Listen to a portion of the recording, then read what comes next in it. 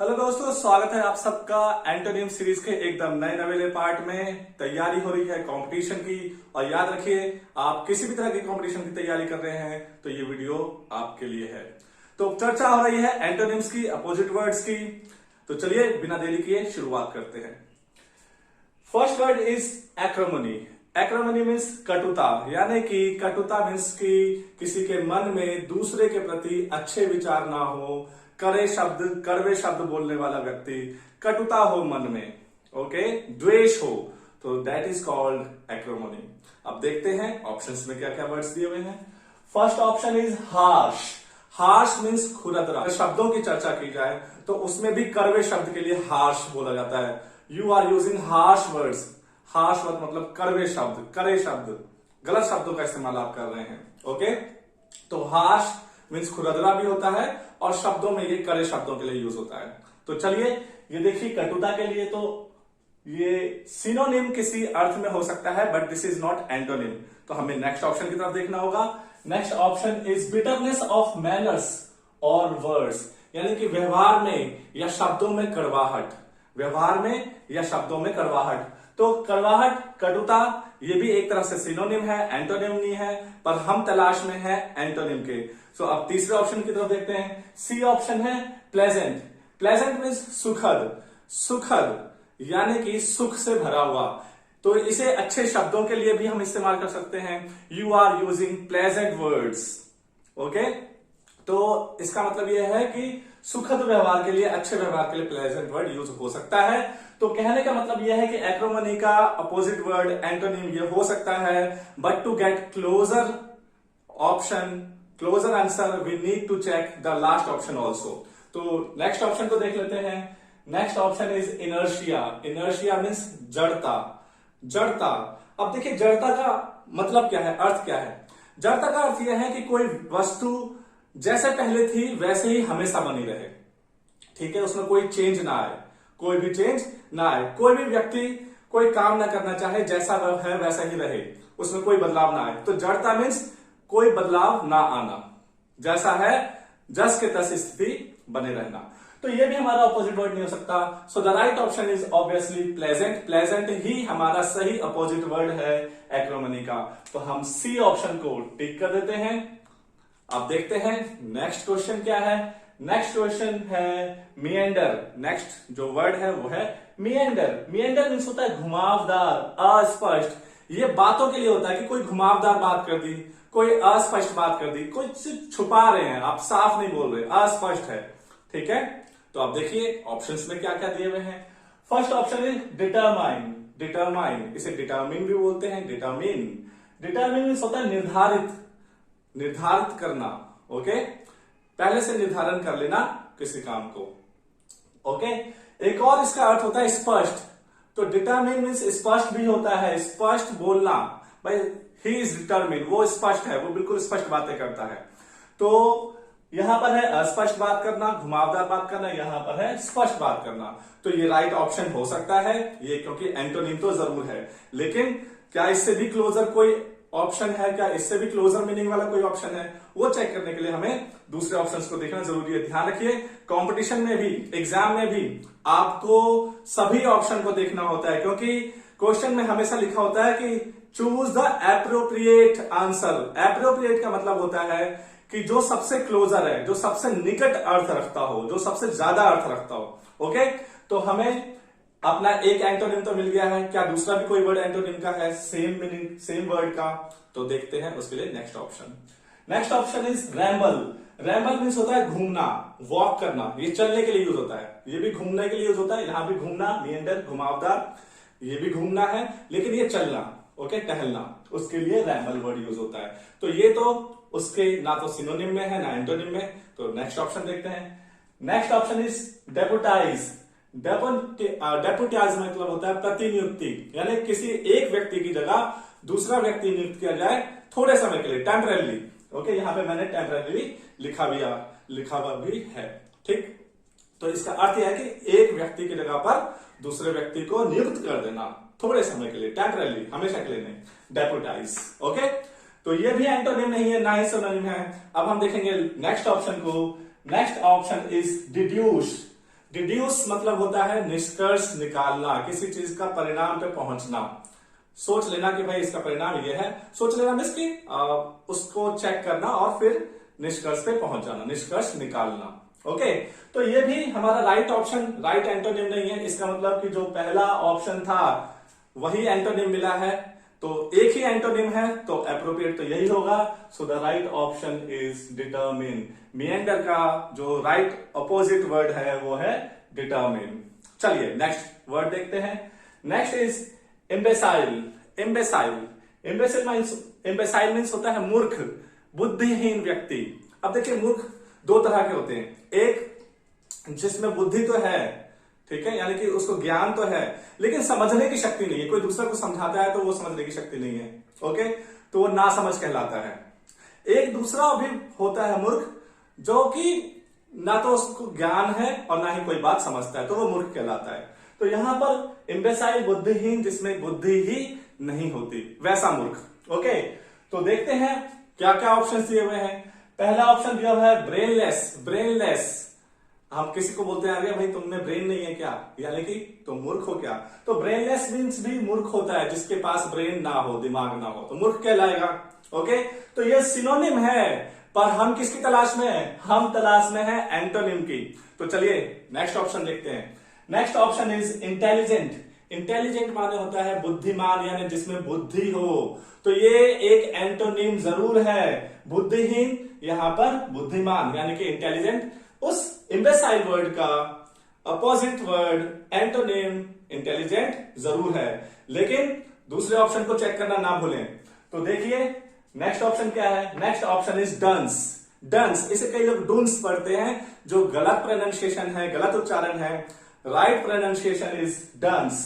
डंस means भी मूर्ख होता है, जो बातों को नहीं समझ सकता, नहीं समझ पाता, तो ऐसे व्यक्ति को डंस भी बोलते हैं, मूर्ख भी बोलते हैं। तो चलिए नेक्स्ट ऑप्शन देखते हैं, क्योंकि ये भी सिनोनिम हो गया। अभी तक तीनों में से दो वर्ड तो हमें सिनोनिम ही मिले, एक एंटोनिम मिला है सिर्फ। ओके, तो नेक्स्ट ऑप्शन देख लेते हैं। Next option is understanding. Understanding मतलब होता है समझने का गुण, या फिर किसी व्यक्ति को भी कहते हैं अंडरस्टैंडिंग। ही इज अंडरस्टैंडिंग मतलब समझदार व्यक्ति, तो समझदार व्यक्ति भी अंडरस्टैंडिंग कहलाता है। अब देखिए यहां पर बुद्धिहीन है, मूर्ख है, और यहां पर समझदार है, और यहां पर बुद्धिमान भी है।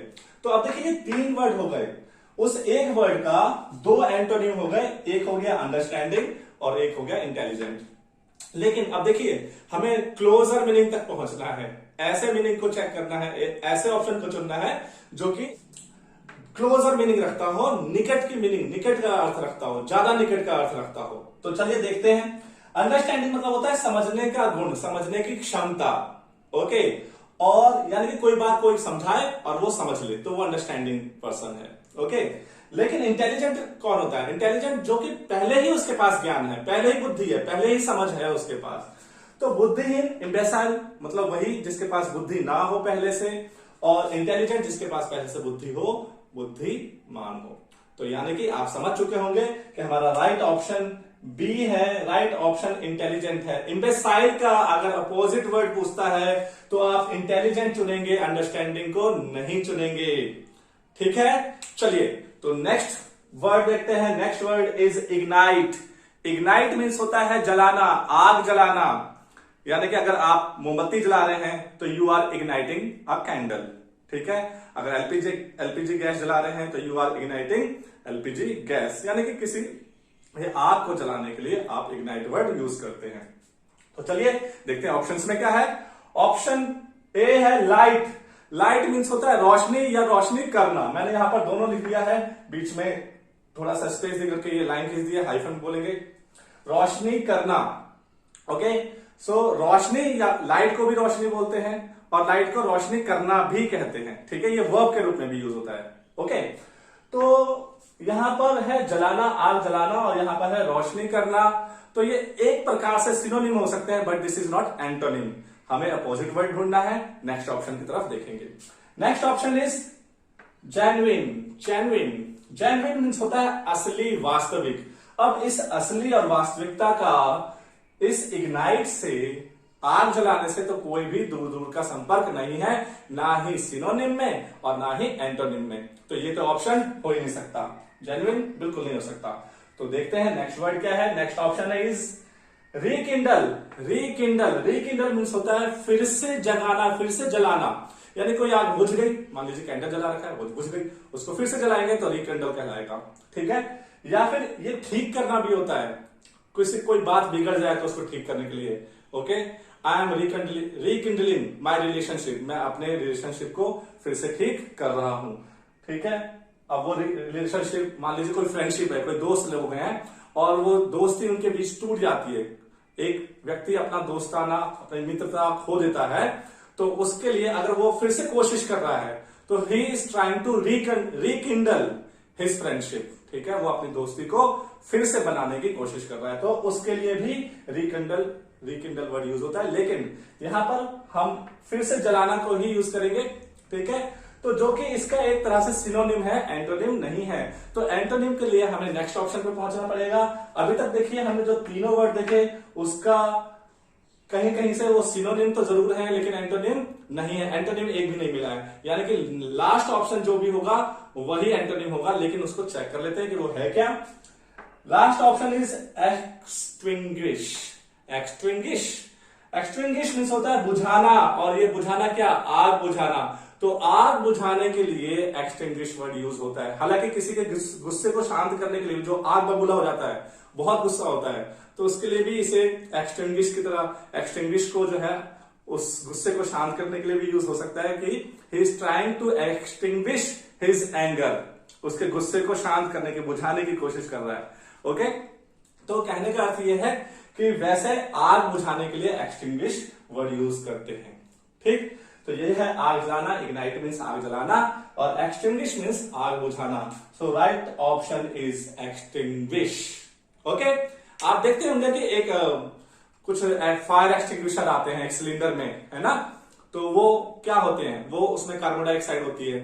तो आप जानते हैं कि अगर कार्बन डाइऑक्साइड जो है मिल जाए, मतलब आग को जो है ऑक्सीजन ना मिले तो वो बुझ जाती है। ठीक, तो वो फायर एक्सटिंग्विशर कहलाता है, वो सिलेंडर में पैक होता है।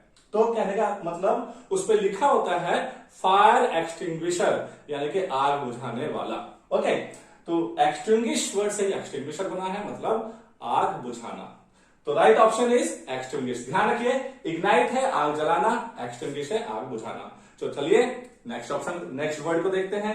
Next word is clandestine. Clandestine means होता है गुप्त रखना, किसी बात को छुपा कर रखना, गुप्त रखना, जो किसी को पता ना चले। सीक्रेट, क्लैंडेस्टाइन मीन्स गुप्त, सीक्रेट। तो आप देखते हैं ऑप्शन में क्या दिया हुआ है। First option is forthright. Forthright means होता है स्पष्ट रूप से कह देना। क्लैंडेस्टाइन मतलब गुप्त रूप से कहना, मतलब छुपाना, छुपा करके रखना, और फोर्थराइट मतलब होता है स्पष्ट रूप से कह देना। तो देखिए ये एंटोनिम जरूर है, क्योंकि वहां एक तरफ है छुपाना, एक तरफ है बताना। ओके, स्पष्ट रूप से कह देना, तो ये एंटोनिम जरूर है। लेकिन क्या इससे भी निकट का कोई मीनिंग है? कोई वर्ड ऐसा है जो इससे निकट की मीनिंग रखता हो, इससे क्लोजर मीनिंग रखता हो? उसके लिए नेक्स्ट ऑप्शन देखेंगे। Next option is destitute. Destitute व्यक्ति होता है निराश्रित, जिसका कोई आसरा ना हो, गरीब व्यक्ति। ओके, ऐसे बच्चे भी होते हैं, डेस्टिट्यूट चिल्ड्रन होते हैं, जो अनाथ होते हैं और रोड पर घूम रहे हैं ऐसे ही।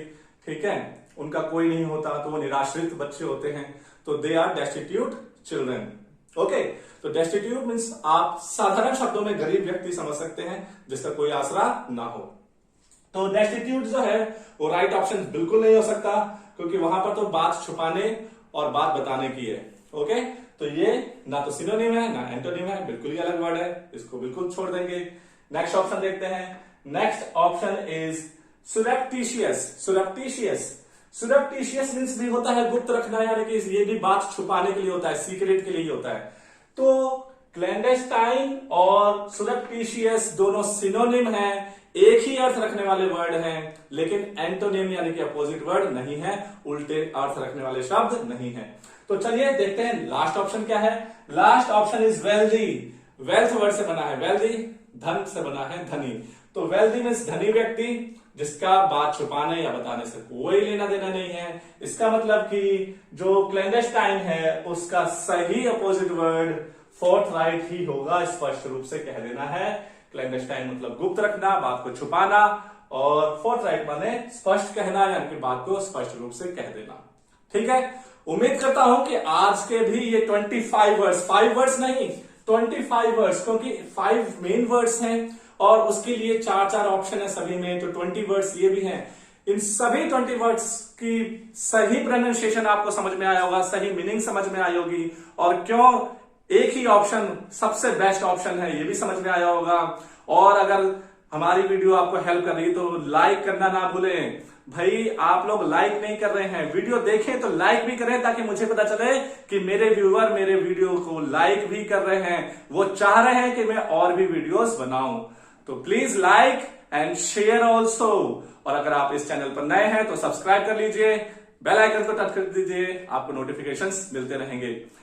आज के लिए इतना ही, मिलते हैं नए वीडियो में बिल्कुल नए वर्ड्स के साथ, उनके सही एंटोनिम के साथ। तो चलिए आज के लिए bye bye, thank you so much.